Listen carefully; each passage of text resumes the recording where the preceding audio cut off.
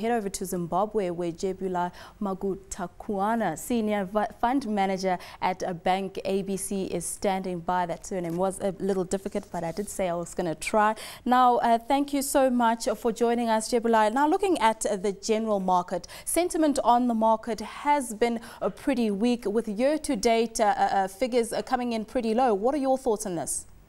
Yeah, you're right there, Mashudu. I think it's been bearish all the way since the beginning of the year, and year-to-date industrial stocks have lost 11%, and in the meantime the resources index is down 24%.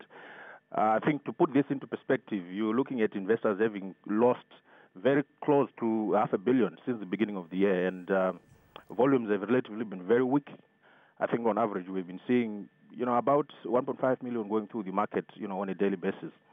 And what's important about that number is that it's mainly been, trades that have been going on between two counters, that is Delta and Econet.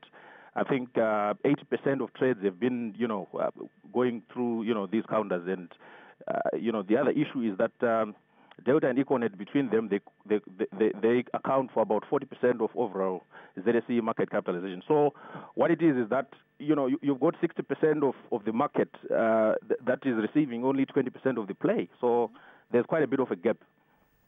Jubelah, why is the market so weak? Could we perhaps say that the upcoming elections could have have something to do with this? I think it's mainly been three issues.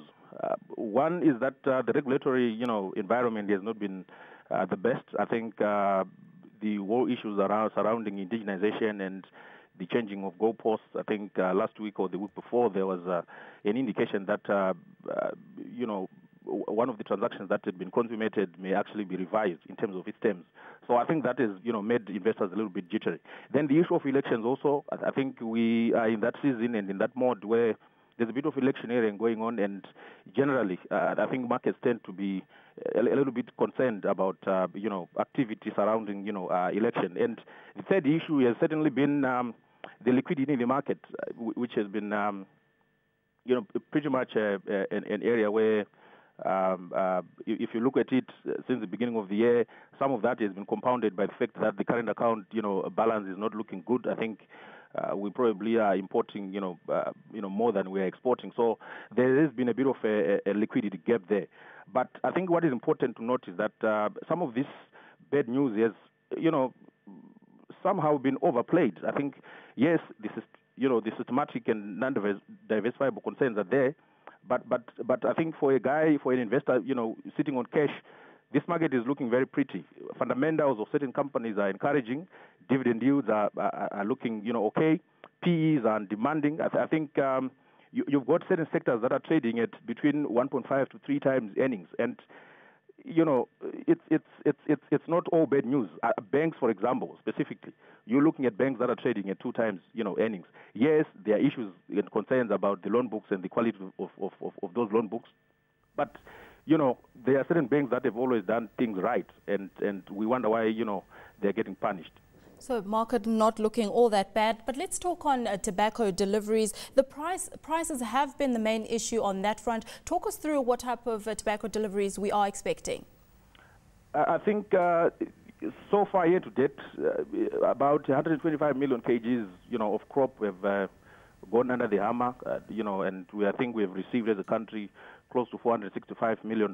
Some of this has actually eased some of the liquidity issues that, I discussed about earlier.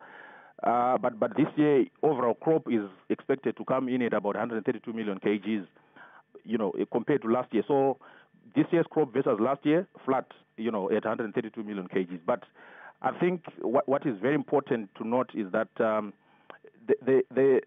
we expect to see a more than fair compensation from price. If you look at the average price per kg last year, we achieved about $2.72. This year, we're expecting to achieve about $3.72. So, when you look at it, you're looking at more than 40%, a price compensation coming through there. So, yeah, and some of this, price strength has been caused by the fact that, some sort of South American countries have not performed, very good this season, yeah.